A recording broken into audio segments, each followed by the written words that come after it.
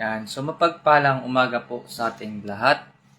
Yan. So, kagigising ko lang today. Yan. Binabati ko po muna ang lahat ng magandang umaga. Bago ang lahat, batiin po muna natin ang pinakadakila sa lahat na makapangyarihan po sa lahat ang ating Diyos sumapar sa lahat na El Jehovah Elohim.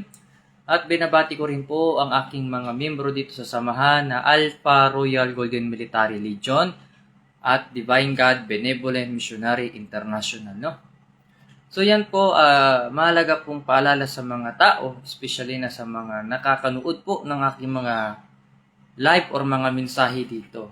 Yan, no? So bago ko rin kalimutan, o bago ko po man makalimutan, binabati ko rin si King Eddie Igunya, isa sa mga pinili ng Diyos para maghayag ng kahayag ng mga salita ng Diyos. Yan. At binabati ko ang kanyang samahan na the 144,000 chosen people. No? Yan. So, continue na po tayo. Okay, no? Sa mga nanood po sa akin, huwag niyo pong kalimutan na i-heart at i-share itong mensahe ko nito para lagi po kayong mabigyan ng mga paalala. Okay? So, sa mga nagdaan ng mga araw at mga oras, ako'y tahimik at nagmamasid sa bawat tao na mga nagkokomento dito po sa aking social media, no? At mga iba-iba po man po ay mailan-ilan, nakikita ko rin ang iba na ngapit bahay, nakikita ko yung iba nandoon sa isang tao na nakikisunod-sunod din doon na sumisira sa pangalan ko, no? Itong mga taong ito, mga double breed tawag ko dyan. Kaya maganda rin yung mag-ingat-ingat tayo minsan dahil hindi lahat ng tao sa paligid mo na pumupuri sa iyo ay tunay. Karamihan dyan, yung iba, tik-tik lang or nagmamasid or spy. Oh, yan po ang katotohanan. Sa mundo natin, maraming mga taong gumagawa ng kalukuhan at kagaguhan. Isipin mo, ang ating Facebook page na ito, nasa Tor Arepote nito Perarotas, ay ito lamang ang ginagamit natin sa pagbibigay po ng mga mensahe sa mga tao. Tungo po doon sa kaliwanagan, sa mga mensahe ng Diyos, no? Kaya yung iba, ginagaya nila yung Facebook account ko, pati yung mukha ko, ninanakaw nila, para makapanloko sila ng kapwa nila. Nagpapanggap silang ako yon. Pero ingat po kayo kasi kapag ako pong nakikipag-usap or ako ang nakakausap ninyo, through video call po yan. Hindi po ako nakikipag-usap ng basta-basta lamang sa tao, kundi ang talagang nakakausap ko dito, yung mga lihitimo lamang po na mga miyembro ko. Sa samahan na ito na Alpha Royal Golden Military Legion International at Divine God Benevolent Missionary International, no? Ayan po ang magandang mensahe ko ngayon today. Kaya mahalagang mag-iingat po kayo. Kasi kung hindi ko kayo bigyan ng paalala, baka isa kayo sa mga makuhaan ng mga taong ito na mga sindikato. Ang sindikato ngayon kasi hindi lamang Pilipino pati ibang lahi, banyaga. Oo, yung gumagawa ng bagong account nun. Tapos mukha kong ginagamit na yung sa Tor Arepo lang, Tenet. Hindi kumpleto ang pangalan. Pakita mo Nigerian ang mga gumagawa ng mga hacker na ito.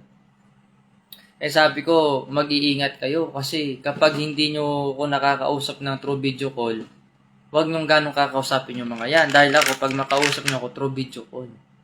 Sa mga minamahal kong mga anak at mga apo dito, especially na sa mga miyembro ko, mahigpit ko na pinag-iingat kayo, no? Dahil ang mga manluloko at mga gago ay hindi yan natutulog sila. Gagawa ng paraan yan para ang mabubuting tao na kagaya natin, no, ay masira sa mata ng mga tao. Yan ang katotohanan. Kaya nga, kapag gumagawa tayo ng kabutihan, hindi naman lahat ng mga nagagawa natin ng kabutihan na-appreciate nila. Diba? Minsan, pasamain ka pa nga doon ng ibang tao sa kwento nila at sila yung bida-bida. Ganyan yan At saka paalala ko po, hindi naman lahat ng mga nakatira doon sa isla ko, doon sa Dinagat, mga noong tao yan. Hindi sila. Kasi yung iba dyan, dayo lang, kaya hindi nakakakilala. Oo. Tandaan nyo, yung mga hindi nakakilala sa akin, sa akin pagbabalik, mga dayuhan tawag ko dyan. Oo. Natumira lang sila doon ng ilang taon, tapos akalain mo, bida-bida sila. Hindi. Iba kasi yung isinilang ka na talaga doon sa mismong lugar ko. Iba yung dumayo ka lang doon. Ganun yan. Ito mensahe ng Diyos mga anak para sa inyo. Habang ako'y natutulog, ang katawan ko ay nag-astral doon sa aking kaharian. Pinakita sa akin ng Diyos yung mga bagay na talagang tunay nga naman na naramdaman ng bawat tao, yung pagyanig na lupa, mga bagyo, kalamidad, diba? Lahat pa rin siya ang may gawa niyan. Kaya huwag niyo sasabihin lamang ang Diyos ay mabuti, ang Diyos ay marunong din magalit. Dapat transparent kayo. Huwag kayo magsisinungaling. Kasi ang pinamumuka lang ng tao doon sa mga kapwa nila tao dahil kunti nga lang kalaman nila at wala silang alam. Pinamumuka lang nila ang Diyos ay hindi marunong magalit. Oo. Hindi nila alam ang Diyos marunong magalit. Nakita nyo naman yung mga talata na inilatag ko. Talagang nakakatakot ang mga nangyari sa mga tao nung panahon hanggang sa ngayon. Na kapag gumagawa ka ng hindi magandang gawain sa kapwa mo, or kahit sino ka pa man, hindi ka patatawarin ng Diyos eh. Iba yung Diyos kasi pag magalit, talagang sakuna ang padala niya sa iyo. Talagang nakakatakot or gimbal. Nakakapahamakan ang darating sa inyo pagdating ng panahon. Sa tingin nyo ba kayong mga mapagmataas at kayong mga mahilig manira? Kaya nyo ba talaga ang Diyos? Kasi darating ang panahon, baka magkaroon tayo ng tinatawag na humanity versus God or God versus humanity, di ba? Kasi may mga taong nilalabanan nila yung salita ng Diyos eh. Hindi naman pala ninyo kilala ang Diyos sa kanyang pagbabalik. Tinuhukuman nyo siya. Di ba? Tinuhukuman nyo ako. Bakit? Kilala nyo ba ito na nagbalik ito sa mundong ito? Hindi nyo ko kilala. Marami tumatawag sa pangalan ko na Ruben, Divine, Master, ganyan-ganyan. Dami tumatawag sa pangalan kong ganyan eh. Hindi pala sila nakakilala. Ha? Tapos yung taong gumawa sa akin ng hindi maganda, ha? Na nagpapanggap kang taga-dinagat, dayo ka lang naman. Ha? Kaya hindi ka makakilala. Kaya wag mong sasabi-sabihin na loyalty kayo. Kahit sino pwede magsabi ng loyalty. Ha? Kahit traidor pwede magsabi ng loyalty. Totoo yan.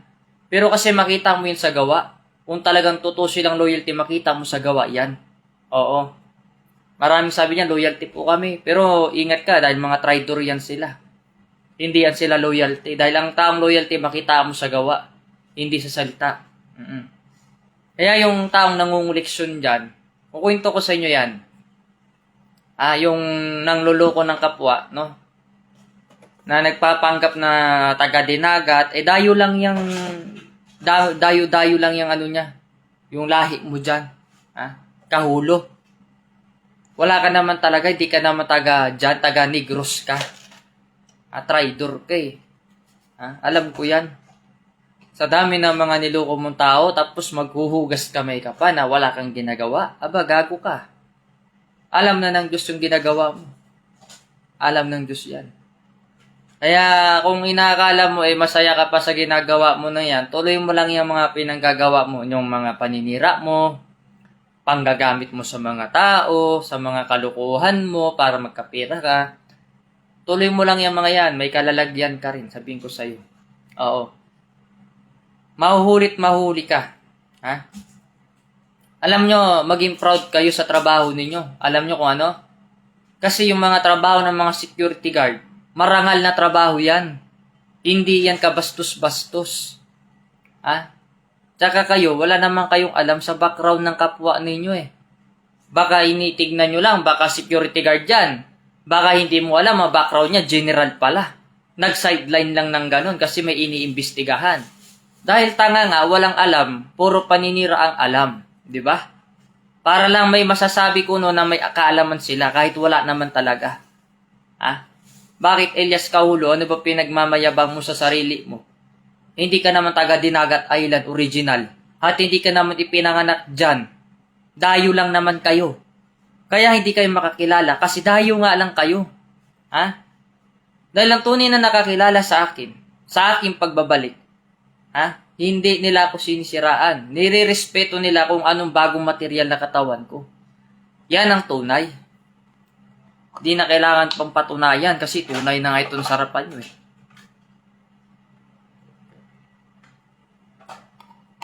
Kita mo nga.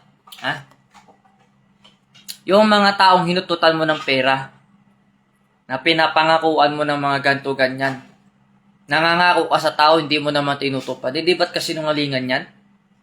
Kabastusan yan. Ako, di ako magsalita sana dito, kaya lang sumusobra na yung sungay mong mahaba. Oo. Ako kasi, ang alam ko dito, sa pagbabalik ko, ay magtuturo lamang po talaga ng espiritual. Wala sa isipan ko na balikan yung mga bagay na mga iniwan ko pa. Kasi ang pagbabalik ng bagong material, ay ano lang ito kumbaga panandalian lamang. Bumalik ako dito, hindi sa mga anumang mga bank saving na iniwan ko, kundi magbigay lamang ng mensahe sa tao. Dahil ang kayamanan dito sa lupa, hindi mo naman madala sa kabilang buhay yan. Pag mamatay ka na, hindi mo madala-dala sa kabilang buhay yan. Totoo yan. Saan ka nakakita ng mayaman na nakapasok sa karyan ng Diyos? Wala naman. Pag namatay ka, may iwan mo na yung mga bagay kung anong meron ka. Imposible mo nang mahabol yung isang bagay na mahirap. Yan po ang katotohanan. Kaya mamuhay po tayo ayon sa batas ng Diyos. Diba? Halimbawa, kung ano mang relihiyon meron kayo, respetuhin nyo yung ibang tao may paniniwala. Diba? Huwag nyong siraan yung ibang kapwa nyo para lang sisikat kayo. Huwag nyong gawaan ng mga di magandang salita yung kapwa nyo or gagamitin nyo yung identity niya na magpapanggap kayong ganon. Tapos di yung ginagawa ninyo, di naman maganda. Sinisira nyo yung imahe ng tao. Ha? Yan ang ginagawa nyo sa akin Kayong mga scammer dyan. Kala nyo, di ko alam yung ginagawa nyo. Kasi yung mga nakakilala sa aking mga membro ko, sa bago kong material na katawan, alam nila ugali ko. Ang ugali ko, maggumawa lamang ng mga kaalaman ko dito, libro ko sarili. At saka magmensahe, yan lang. Wala na akong dapat pang kailangan isipin o alalahanin pa. Dahil ang binalikan ko dito ang pagbibigay ng aral sa tao. Kung paano sila maliligtas yung kaluluwa nila. Hindi ako bumalik dito para mag-priority ng mga World Bank na litse na yan. Ha? Pakialam ko sa World Bank, ang dami namang nakikialam sa bank account na yan. Sa World Bank na yan. Marami kayong sinasabi, marami kayong gustong patunayan. Hindi kayong pumirma doon kung kayo ang sole signatory. Diba? Hindi naman kasi yung topic dito yung mga World Bank na yan. Katotohanan yan. Diba? Nagtatopic kayo ng World Bank. Bakit? Kayo ba ang sole signatory? Bakit mahilig kayo mag-interest sa kayamanan na hindi naman sa inyo? Bakit ang hilig nyo nakawin yung isang identity ng tao na hindi naman kayo yan? Diba? Kasi may mga tunay na sole signatory. Ang material na matay nung panahon at pagbabalik, hindi mo kilala kung sino sila. Pero alam namin kung sino-sino yan, kung sino-sino sila. Ha? Hindi na kailangan magpakilala pa kung sino-sino sila. Dahil bawat sole signatory may dokumentong hawak. Naka-full documentary ang pangalan nila. Yan. So binabati ko po pala lahat ng mga miyembro dito, no? Bago ko makalimutan, binabati ko rin pala yung pinakamamahal kong asawa na si Maestra Ira Bitala. Yan. Isa sa mga aking minamahal na asawa, no? Na nagbibigay lagi ng paalala, no? Laban sa mga taong nakamaskara or mga manluloko. Alam nyo, maswerte kaya tayong mga lalaki kung may mga asawa kayo na matino dahil bigyan kayo ng paalala na umiwas sa mga taong nakamaskara. Mga peke na pwede mag-traidor. Ganun yan. So, tuloy natin yung topic. Bakit kayo nagkaka-interest sa World Bank at saka sa mga asset ng ibang tao na hindi naman kayo ang may-ari? Bakit nangangako ka sa tao, ikaw Kahulo, Ilyas Kahulo, nangangako ka sa tao, tapos hindi ka naman tunay na general, nagpa-general ka? Yan ang katotohanan. Hindi ka naman taga-dinagat origin Hindi ka naman taga-dinagat ipinanganak. Pati angkan mo hindi naman taga-dinagat. Alam mo kung taga saan ka? Taga doon ka sa Negros. Huwag mong gaguhin yung mga tao sa mga kasinungalingan mo. Alam ng tao yung mga panluloko mo. Tapos, may kaso ka pa doon sa sa batas na involved ka sa money laundry. Ha? Samantalang ito, hindi naman to mahilig sa mga ganyan-ganyan kasi, sa mga pira-pira, dahil una sa lahat, may sarili naman ako. Kinabubuhay. Tsaka pure spiritual lamang inaatupag ko. Wala nang iba pa. Kayong mga ulupong na sinungaling, ha? Nalalabi na lang ang araw ninyo sa mundo. Yan ang sinasabi ko nga. Dun sa sinabi ng mensahe ng Diyos. Anong magagawa ng inyong paninira at pagyayabang at panluloko pagpatay ka na pagdating ng panahon, natapos na yung buhay mo sa mundong ito? Lahat ng tao mamamatay. Tatanda't mamamatay. Totoo yan. Kaya nga binigyan ng Diyos tayo ng hangganan para pag masama kang tao, gumawa ka ng di maganda, alam kasi ng Diyos yung nilikha niya, kung bibigyan niya ng habang buhay na buhay yan, maraming mapapahamak na mabubuti. Kaya dito sa mundo natin, naglalaban ng mabuti at masama. Yan po ang katotohanan. Kaya ang tao, pag mamatay yan, dahil sa katandaan, may magagawa pa ba yung katawang material mo pag patay ka na? Makapanira ka pa kaya? Makapaloko na? Hindi na. Kaya nga sinasabi noon, habang buhay ka pa, mamuhay ka ayon sa kautusan ni Kristo. Mamuhay ka ayon do sa kautusan ng Diyos. Ipamuhay mo yung salita ng Diyos. Hindi yung ginagamit mo yung salita ng Diyos para panggago sa tao. Gago-gaguhan. Panlulokong ginagawa nyo. Manipulation ang ginagawa mo sa tao. Tawag-tawag ka sa anak ko. Hugasan mo yung sarili mo. Hindi ba naningil ka doon sa mga tao kasi sabi mo, may darating na kaarawan, ganyan-ganyan? Kukwento ko sa inyo yan. Ha? Para ilahad ko lahat dito yung katotohanan. Ayoko ng mga taong sinungaling kasi. Oo. Yan si Kaulo, biglang nagpakilala yan na siya daw ang general. Sabi ko, paano ka maging general? Hindi mo naman kilala ang Judge Piao, Henry Morris. Ha? Mayabang pa nga sa akin yan pag nakaka-video call ko yan Sabi niya, di ba, gawin mo kong pinaka-founder ng 5 chamber. Kasi yung pirma ko, makapangyarihan yan Most powerful ang pirma ko. Ha? Pag pinirmahan ko yung isang bagay, automatic, binigyan ko ng basbas. Ganun yan. Nakita ko kasi medyo tagilid ugali niya. Nagpakilala yan kung saan naman yan nagkano sa akin, kumukontak, hindi ko naman kakilala yan talaga sa tunay na buhay. Ngayon, itong hinayupak na ito, nung nagpakilala ito, ganito ganyan, nagyayabang siya doon na siya daw ang general, sino nag-appointment sa iyo? Tanong ko sa kanya. Ganito ganyan, kinukwento niya ako sino nag-appointment sa kanya. Ngayon, dumating yung kaarawan ko, ginamit niya yung pangalan ko, oy, na birthday ngayon ni ganito ganyan, naningil siya sa mga tao, ang dami ng siningil niya. Pinapangakuan niya tayo, yung 1,000 nyo, magiging 1,000,000, gano'n ang sinasabi niya doon. Totoo yan. Di nakakoleksyon ka, di ba? Pinapunta mo nga doon di ba, si Lito. Ginamit mo si Lito kasi sabi mo, pumunta sila doon sa iyo kasi ikaw nang bahala doon sa pera na pangkaarawan. Wala ka naman binibigay, pusang gala. Nagyayabang ka pa. Pati yung pamasahe na sasabihin mo, ay ikaw ang bahala. Wala ka naman binigay. Umuwi si Lito, nang walang man lang na dala, nagmula sa iyo.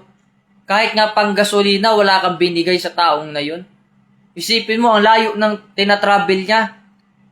Utos-utos ka, bakit? Sino ka? Hindi naman ikaw ang founder dyan sa H-World, High Interpolcom. Meron akong pinag-iwanan na kung sino man yung talaga magiging founder dyan. Dalawa yan sila. At sila lamang ang may mga pirmado ko. Kaya yung mga ginagawa mong kalokohan sa kapwa mo, nabibilang na mga kalokohan yan. Akala mo, di ba nasa subdivision ka nakatira? Akala mo, hindi ko alam yung bahay mo? Huwag ka magsasalita ng patapos dito sa mga live mo. Naninira ka, nakikita ko naman lahat yan. May pakpakang balita. pag magsisinungaling ka sa tao, siguraduhin mo may patunay ka. Ano naman ngayon kung nag-sideline ako dati ng security, wala namang masama doon. Ano yung pinagmamayabang mong Jericho na company? Puta, pinagmamayabang mo yung Jericho na company, di naman nagpapasahod dyan. Yung Jericho na company, pina-intelligence po sa akin yan. Yan ang katotohanan. Pinaimbestigahan sa akin kung totoo ba hindi nagpapasahod ng maayos. Oo. Ngayon, napatunayan naman yung Jericho company na yan, hindi nagpapasahod ng maayos. Kaya nga na-rapid tulpo yan, yung Jericho company. Ilang security guard ang nagreklamo doon. Diba? Kaya nga yung company nila halos may kaso doon yung Jericho company. Wala namang masama doon. Kasi ikaw, wala kang alam sa buhay ko. Ikaw, hindi ka naman tunay na general. Ang trabaho mo talaga, escort sa mga politiko. Ako, hindi ko ugali mag-escort sa politiko. Dahil hindi pa man ako nag-sideline ng security or pinaano sa akin yung Jericho company na yan, matagal na akong general. Nagtatago lang sa pagkatao ko ito. Hindi kasi ako mayabang kagaya ninyo, mga hinayupak kayo. Pa-front kayong pa-general kayo, tapos di naman kayo talaga tunay na general. Ginagamit nyo yung pangalan ko para makapanloko kayo ng kapwa nyo. Lahat ng kinukoleksyon mo sa tao, sa'yo naman napupunta. Hindi naman sa taas. Huwag mo nga ginagago yung mga tao. Totoo yan. Bakit ako? Sa tingin mo, masarap ulam ko? Hindi naman masarap ulam ko. Hindi ako kagaya sa inyo, yung mga ulam nyo na masasarap pa, may mga dishes pa. Ang ulam ko, simple lang. Kahit may pambili ako, lumaki ako sa simpleng pamumuhay at hirap. Oo, kahit tuyo man sa pagkainan namin, kinakain namin yan. Kayo, hindi kayo mabuhay kung hindi kayo makakain ng masarap na pagkain. Hindi kayo mabuhay kung hindi kayo makapanloko ng kapwa nyo. Ganyan ang buhay ng mga taong siraulo na sindikato. Kaya labanan nyo yan. Kasi yung mga yan, nagpasok-pasok yan sa mga iba't ibang tao, organization pa man. Nagpapakilala silang ganon, hindi naman pala sila general. Nangungulimbat sila ng pera, hindi naman napupunta sa pinakamataas. Ang inaalagaan nyo dyan, yung damuho na yan, hindi naman yung pinaka-founder. Na talagang founder ng buong H-World. Oo. Kasi yung firma ko, makapangyarihan yan Pag sinabi ko, you are assigned as a director, the one of the director of H-World, pipirmahan ko yan. May appointment letter ka nyan. Wala ka namang pirmado sa akin Self-proclaim ka. Self-appointment ka lang. Yan ang katotohanan. Pag sinearch nyo yung samahan ko na Alpha Royal Golden Military Legion International, hindi nyo yung makikita basta-basta sa Google kasi naka-high profile yan. Protection yan. Hindi mapasok ng mga hacker. Ang makakaalam lang naman yan ng information, yung White House at saka ako lang. Yung nasa Amerika at saka ako lang. Nandoon nakalagay indication yung pangalan kong na Judge Pihaw Henry Morris Dabisdab 7 Book 7 Seal Authority. Yan ang katotohanan. At sa pinakadulo ng pangalan na yan, nandyan ang nakalagay na Spiritual Wonder Boy. At mukha ko ang nakalagay doon. Hindi mukha ng kung sino-sino man lang. Ako hindi ako mahilig sa mga yaman sa mundong ito dahil hindi ka naman maliligtas niyan.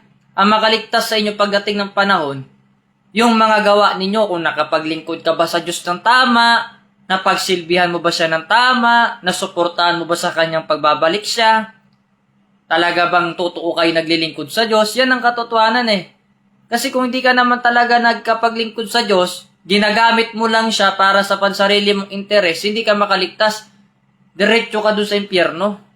Oo.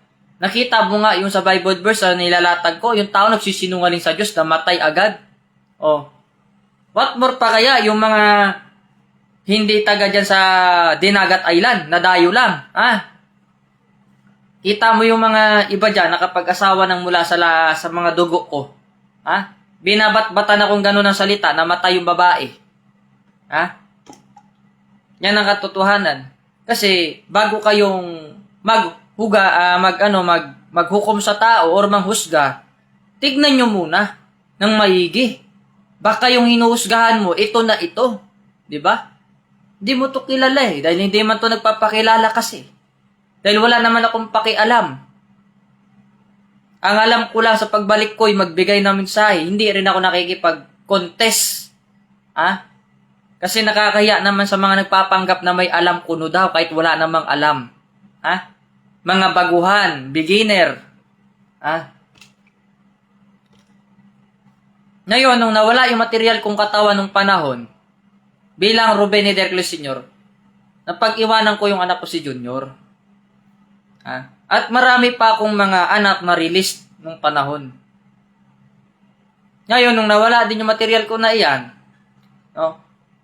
natural, may mga anak ako dyan, lalo sa H-World. Yan ang sinasabi ko sa inyo.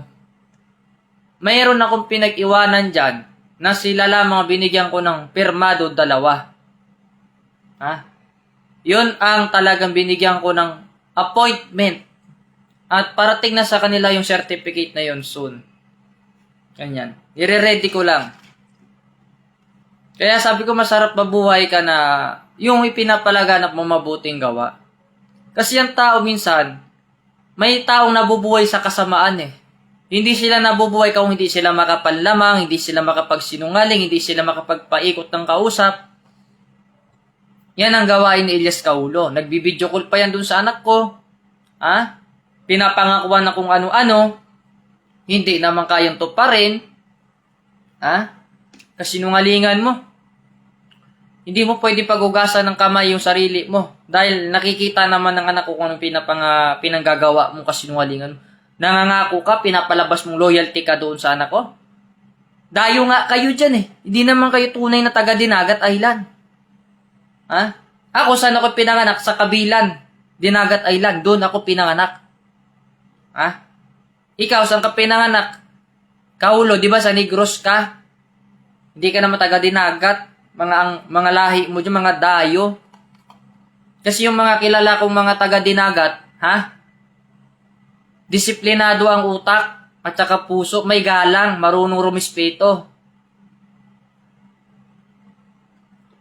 Ganun yan. Diba? Ganun yan. Yung mga lindol na yan, pinadala ko talaga yan. Oo, pinadala ko talaga yan. Yung mga lindol na yan. Katotohanan yan. Ako wala naman ako dapat patunayan sa mga taong peke eh. Na hindi naman mula sa aming mga lahi.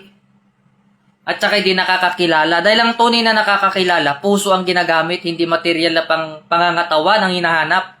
Kundi ang spiritual, kung saan isinilang iyon sa bagong material na katawan. Ang tao kasi pag hindi malalim sa spiritual, kung ano-ano lang yung sinasabing paninira.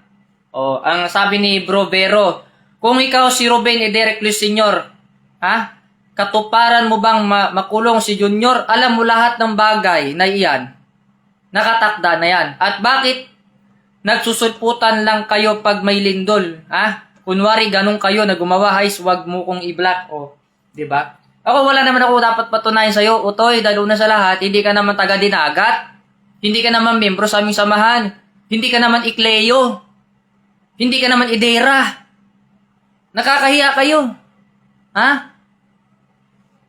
Kaya nga, di ba, nung naalala nyo, nag-live ako. Sinabi ko, magbantay kayo, kayo magpalindol ako. Anong oras ako nag-live nyon? 5:45 a.m. Pagpatak ng alas 7 nun, biglang lumindol na. Saksi yung mga membro ko dyan. Meron pa nga ako dyan, kausap taga Mindanao, si General Tony. Aba nagbibideo call kami, biglang lumindol na sa lugar niya, alas 7. Sabi ko, umupo ka lang, wag kang tatayo, wag kang matakot.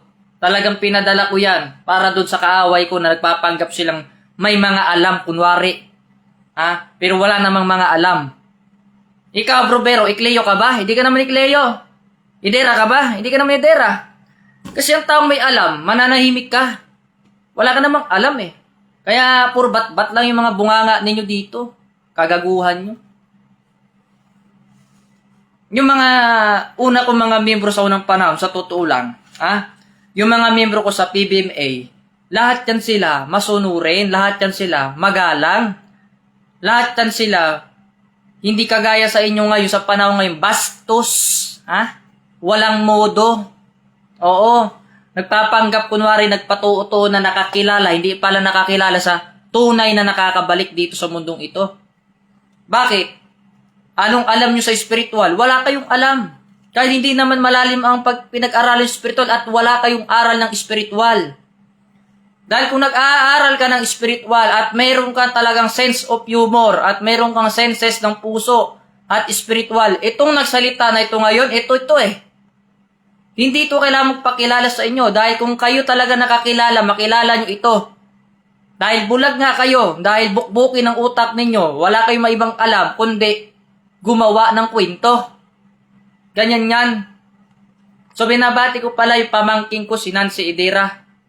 Yan. Good morning sa iyo. So, binabati ko rin lahat ng mga Ikleos, no? Yan, good morning sa ating lahat. Kasi yung mga galing yan sa mga dugo ko nung unang panahon kaya dumami ang Ikleo sa Dinagat Island. At wala ako sa mundong ito kung walang Adriano de la Concepcion. Yan ang katotohanan. Dahil yun ang source of knowledge. Yun ang nagbibigay. Pero sabi nga nila, diba? Kung ikaw, sige to, ganyan-ganyan, gusto nilang patunay, paano ka makakilala? Hindi ka naman taga Dinagat. Paano ka makakilala? Wala ka namang aral sa spiritual. Hindi kailangan patunayan ng spiritual division yung sarili niya sa mga tao dahil wala namang kayong kwenta. Dahil ang tunay na nakakakilala, may spiritual ng pag-unawa. Ang taong walang spiritual ng pangunawa, malabo pa sa grasang utak. Example ako, nagsasalita ako dito sa harapan ninyo. Ito, kilala nyo ba ito? Nagsasalita na ito? Kung sino ito? Kayo mga kapatid dito, kilala nyo ito? Sa panlabas na anyo, talagang hindi mo to makilala kay bago talagang bukha, bagong itsura, pangalan, bago lahat Pero kung titignan mo yung ugali at saka yung puso mo gagamitin mo, makilala mo ito kung sino nagmimensahe sa inyo. Yan ang katotohanan. Kaya huwag kayo magsabi na kilala ko si Divine, kilala ko si ganito. Puro kayo magsabi ng kakilala, kahit hindi naman ninyo kakilala. Tapos pag gumawa kayo ng hindi maganda, tapos pag nasita kayo, sasabihin nyo hindi ganyan si Divine. Wag mo pakialaman yung anak ko kung nakulong si Junior dahil wala ka namang alam sa pamilya naming Ikleo. Pakialaman mo yung buhay mo. Brobero. Pakialaman mo sarili mo. Bakit? Lahat ba ng tao perpekto sa mundong ito? Ano ba sinabi ng Diyos sa Biblia? Walang taong perpekto sa mundong ito at walang natitira. Wala kang aral ng spiritual Ang tinitignan mo yung mali. Tignan mo yung nagawang mabuti. Ganun yan.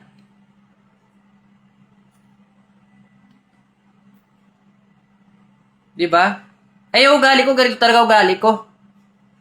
Araw-araw akong ganito magsalita. Hindi ko kailangan magpahambol sa harapan ninyo. Hindi ako kagaya mo, brobero, plastikado. Oo. Kasi yung mga taong naninira, wala namang alam sa buhay nila yan. Oo. Alam nyo, noon pa man, ang pamilyang Ikleo namin ang namayagpag sa buong Dinagat Island. Yan ang katotohanan. Ngayon, kayong mga tao na hindi naman taga dyan, naninira kayo. Ganun yan Yung mga hindi taga dyan, naninira talaga. Pero kung taga dyan ka, takot ka Gumawa ng kasinungalingan, takot ka mang-usig ng kapwa mo. Ganun yan. Bakit daw bugnutin ako? Araw-araw naman ako bugnutin ako. Hindi naman ako kagaya ninyo, mga plastikadong tao. Diba? Tsaka wala naman nakakatawa sa sinabi ko Totoo naman talaga lahat ng sinasabi ko. Yung taong tumatawa-tawa na yan. Yan, so, si Bro Bero, ano lang yan Hindi naman nakakakilala yan. Alam mo, Bro Bero, hindi mo kilala ang Diyos. Kaya mo sasabihin na Diyos na limitado ang lugar sa Dinagat Island lang, ha. Alam mo, magaling ka lang mangutya, pero wala kang alam sa Ikleo family. Alam mo, ang sinasabi ng Diyos, yung mensahe niya, Wala ka namang alam dahil bobo ka. Wala tayong magagawa. Ganun talaga. Huwag mo sabing limitado kasi lahat ng kinakaya mo galing sa lupa. Tandaan mo, lahat ng binibili mo galing din niya sa lupa. Tandaan mo, yung binibili mo sa palengke na mga bigas, mga pagkain mong prutas, galing sa lupa yan. Pag-aari ng Diyos yan. Oo. Natural, titira ang Diyos dun sa dinagat, saan siya titira? Nagkatawang tao, parang kagaya ni Jesus Christ. Isinilang sa mundo hanggang dun siya sa Jerusalem na siya nakatira. Huwag mo sasabihin na limitado lang. Wala kang alam sa aral ng spiritual.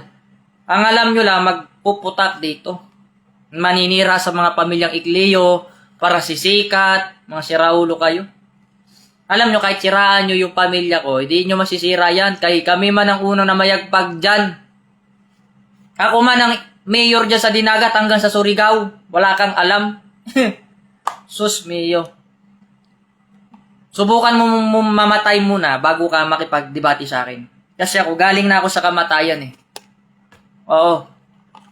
Yung buong Dinagat na yan, hanggang Bukas Grande, hanggang Surigao, ako ang mayor dyan. Ano sinasabi mo, limitado lang?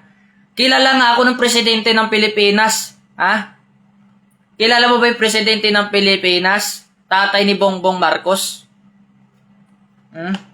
Si Ferdinand Edralin Marcos Sr. Magkaibigan kami. Oo, ako pa nga nagbibigay doon ng payo kung anong gagawin niya sa politika. Ano ba naman ako? Isa spiritual lang naman ako. Bakit lumapit sa akin yung founder ng Pilipinas na yun man ang abogado? Kasi humihingi siya ng proteksyon sa kanyang buhay. Ganun yan. Humingi siya ng paalala or mga kung ano yung dapat gawin sa mga darating na panahon. Alam ko kasi mga mangyayari. Ganun yan. Kaya yung mga taong walang alam, wala to, puro yabang angas lang. Ikaw, may narating ka na ba, bro Bero? Ano bang trabaho mo? Wala ka namang alam. Sus Mariose, magyayabang kayo sa akin. Huwag mo sabihin limitado lang. Si Jesus Christ nga sa Jerusalem pinanganak, sa Israeli. Taga-Israel man si Jesus Christ. Ano man siya, Muslim country man siya. Yun ang mga hindi matanggap ng tao, mga anak. Kasi, ang tao kasi pag Muslim country, inisip nila, di ba? Ako nga, kung mag-research ka ng history ni Jesus Christ, ano bang pinagmulan niya? Muslim country. Di doon siya talaga nakatira. Hindi siya limitado.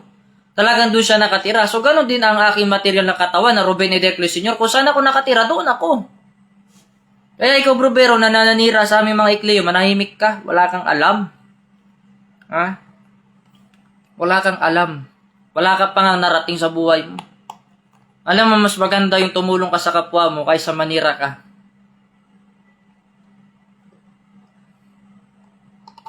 Ano sabi ni Bro Bero? Di ko kailangan ng kasikatan, gusto ko ng kaliwanagan.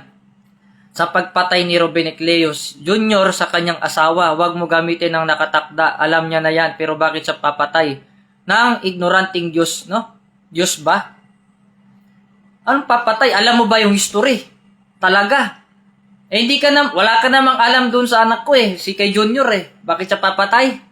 Bakit? Wala bang karapatan pumatay ang Diyos ng tao? Di ba nga, pinost ko nga sa Facebook dyan, na ang Diyos pwede niyang patayin kung sino mang gusto niya na mga gumagawa ng kalokohan? Di ba? Buhay ng anak ko yun. Wala kang pakialam doon. Buhay niya yun. Ako ba, bilang ama, nakialam ba ako sa buhay ng anak ko? Hindi naman. Kay buhay man niya yun. Kung may nagawa man siyang pagkukulang or mali, hindi niya kasalanan yun. Kasalanan niyo yun. Oo, bakit? Gumagawa kayo ng chismis, hindi naman totoo Di ba ganun yun? Kasi isang tao, maaaring palabasin ng media, nakapatay. Pero behind the scene, di pala nila alam. Di ba? Kung bakit namatay yung babae na yun, kasi nagloko din. Ganun yan. Ikaw ba naman, pag taksi lang ka, di ka magagalit? Ganun yan. Wala kang alam sa behind the scene. Ang alam mo lang, yung mga nababalitaan mo lang na kulang-kulang ang detalye. Ikaw nga, tanungin nga kita, Bro Bero. Ano yung mga pinadala ng Diyos ng mga salot sa mundo kung alam mo? Doon tayo magtatapik. Kasi ang topic ko dito, salita ng Diyos, hindi buhay ng anak ko lamang. Yung buhay ng anak ko, matagal ko na yan pinatahimik kasi namayapa naman. Kung siya man ay nagkasala, pinatawad naman siya ng Diyos kasi nagsisi naman siya sa kasalanan niya. Ganun yun. Ay, wag mo akong tanungin kung nag-aaral ako ng imbestiga, baka ipakulong pa kita. Wag mo akong hamunin. Hindi mo alam background ko, Toy. Bro Bero. Oh, kasi ang media kasi, bias yan. Bias yan. Gagamitin nila yung ganito, kahit matagal nang nakaraan, kahit nabaon na sa lupa, yung kwento, pilit nilang bubuhayin, para sisikat yung media nila, kikita ng malaki. Pagbibintangan nila yung anak ko na kulto, pagbibintangan nila yung pamilya naming kulto, kami mga ikleyo, pakialam ko sa sinasabi nyo, wala naman kayong ambag sa buhay namin. Bakit? Sa daming mamamatay tao sa mundo? Siya lang ba yung may kasalanan sa mundo? Isipin mo nga yun. Ha? Ibig sabihin pala, bro, pero maliit lang ang utak mo. Maliit lang pala ang nasasaklawan ng utak mo, bro, pero kawawa ka naman.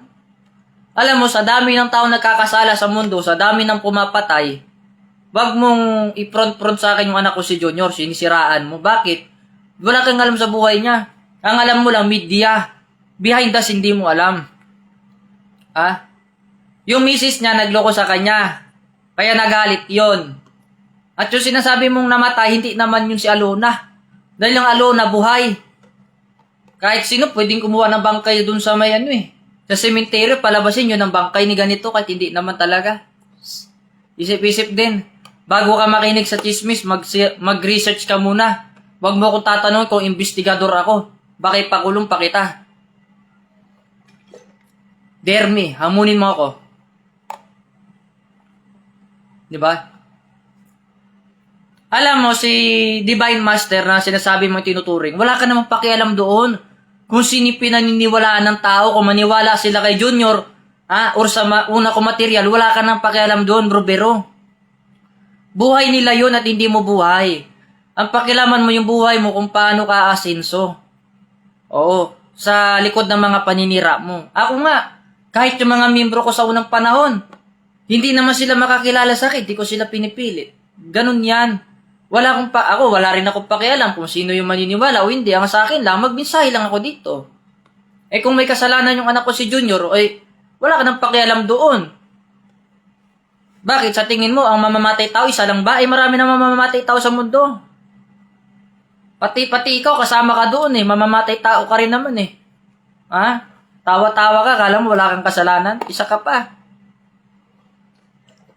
Ang media kasi, madaling gumawa ng invent na ito, imbestigahan si ganito, samahan ng kulto, sinisiraan niyo yung anak ko si Junior. Wala naman kayong alam sa behind the scene. Meron nga dyan sa Kongreso.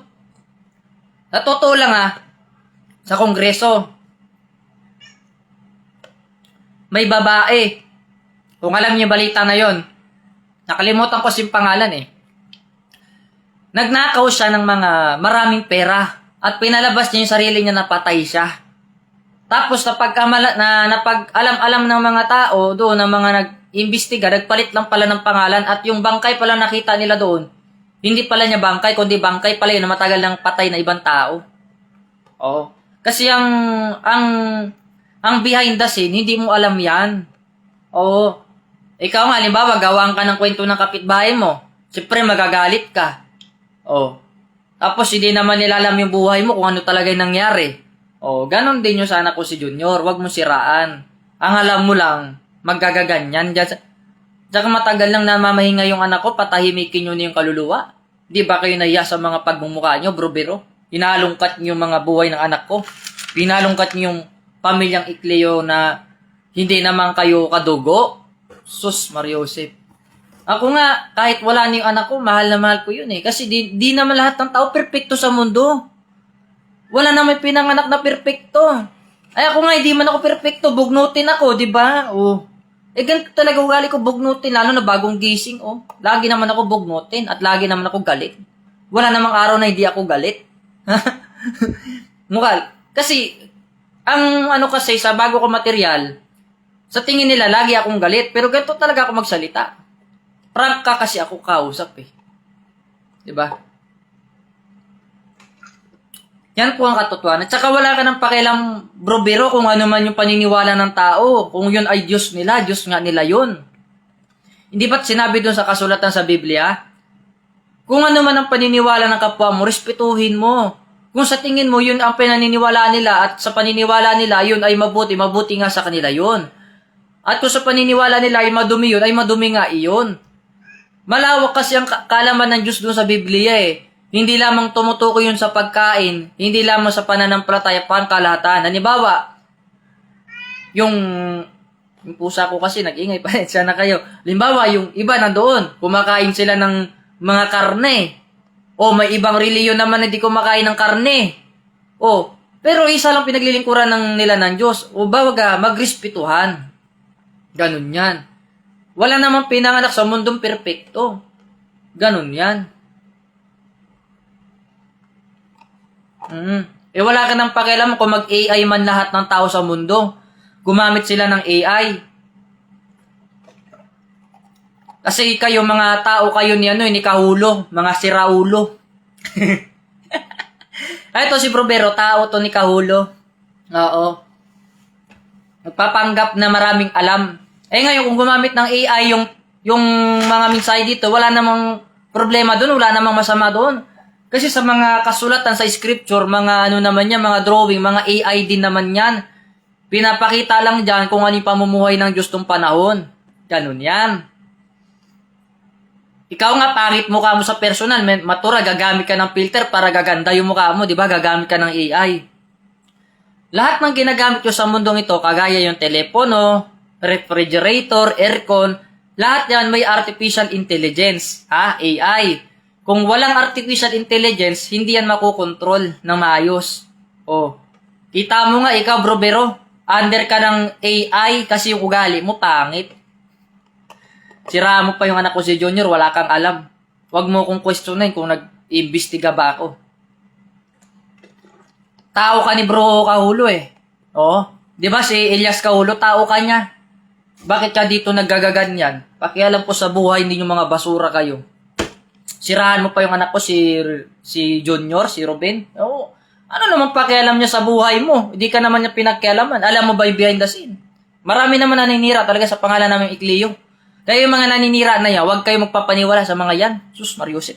Ang alam lang yan, puro ganun lang yan, puro paninira kasi gusto nila, sisikat sila doon. May nalalaman ka pa, ayaw mo kasikatan.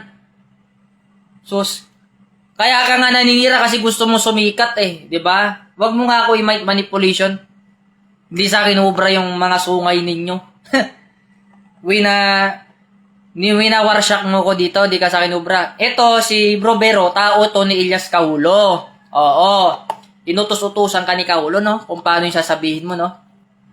Wala kang pakialam kung yung anak ko man, may kasalanan man siya or wala. Di mo man buhay ang buhay ni Junior. Hindi ka naman Ikleo. Ikaw, Bro Bero, hindi ka naman Idira. Diba? Naninira eh. Inggit kasi yan kasi yung alam nila yung pamilya namin sikat sa buong lugar.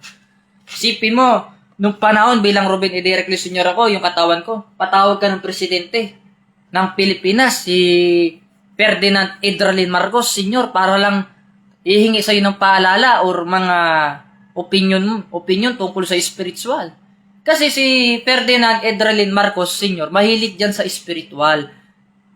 Yes, siya, abogado siya, magaling siya talaga sa mga kaso-kaso. Ako kasi yung alam ko lang bilang isang mayor ng Dinagat, ang gagawin lang natin yung mga programa para sa tao, yung hindi sila magiging mahirap. Oo, kaya nga nagkaroon siya ng mga lupa doon sa Dinagat, nagkaroon ng mga title yan kasi ako man nag-ayos niyan. Sa pagbabalik ko, hindi nyo ako kilala. Ganun yan eh. Sabi nila, kilala namin yung mga spiritual division. Sus. Four corners of the world, isa lang. Di ba? Anong medalyon? Wala akong medalyon. Sabi ni Bro Bero, may medalyon yan, puro naman corruption. Alam mo, madali ka na naman manira sa mga kapwa mo. Lahat naman ng tao nagtatanga ng medalyon. Wala namang problema doon. Bakit ikaw perfecto ka ba? Lahat ng tao nagkakamali. Lahat ng tao pwede magbago. At lahat ng tao pwedeng patawarin ng Diyos. Kasi isipin mo eto bro Bero, kung nanonood ka ng mensahe ko na ito ngayon, kung nakikinig ka ng Biblia, naalala mo ba si Moises, si Propeta Moises dun sa Biblia? Pinatay niya yung ng tao ng mga paro. Kasi gusto ng paro, yung isa sa mga doon, alila noon, mamatay. Anong ginawa ni Moises? Pinatay niya yung Pharaoh doon. 'Di ba? Ibig sabihin, wala na siyang karapatan patawarin ng Diyos. 'Di ba? Kasi lahat ng tao pag nagkakamali naman, kung talagang bukal sa puso mo yung pagsisisi mo, na hindi ka na talaga uulit sa ginawa mong pagkakamali, patawarin ka ng Diyos Yan ang katotohanan.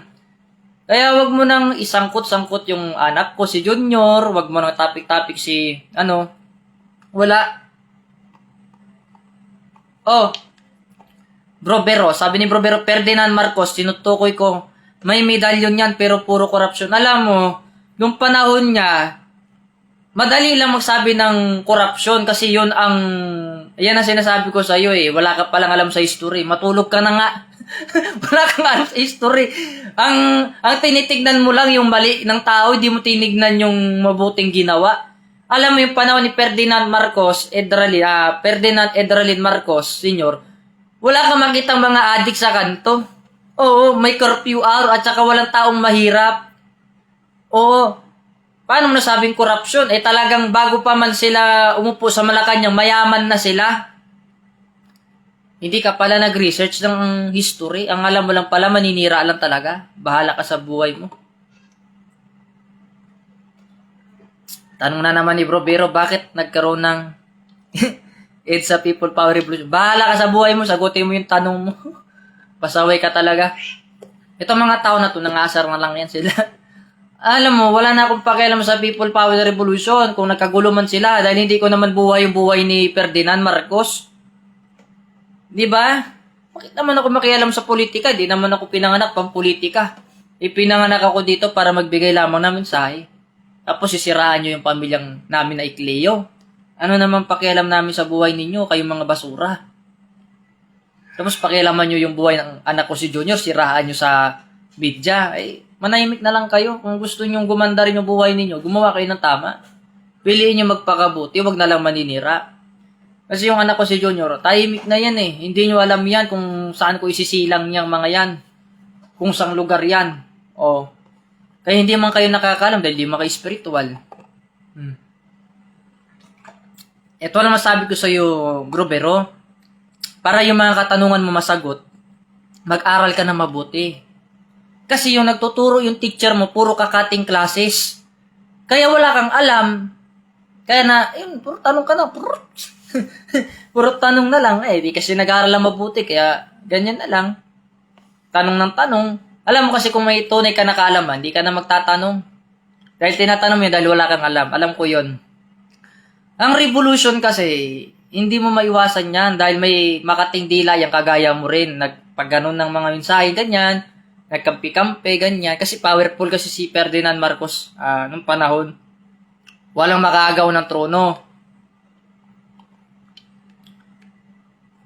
Sinasabi niyong korupsyon. Kung corrupt yun, bakit ang bigas ng panahon? Meron ka lang 20 pesos, meron ka ng 25 kilo na bigas. Di ba? At saka yung itlog na isang tray na ganon, yung ilang pieces ba yon? Yung sa panahon natin ngayon. Meron ka lang 12 na pera, meron ka ng isang tray. Paano naging corruption yun sa panahon ni Edralin Marcos?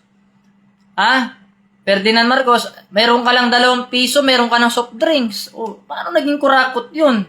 Di ba? Alam mo, sa totoo lang, napakaswerte ng mga tao umabot sa panahon ni Ferdinand Marcos kasi mura yung bilihin. Hindi kagaya ngayon, talagang lantaran ng korupsyon. Isipin mo yung isang tray mo, 350 pesos. Di ba?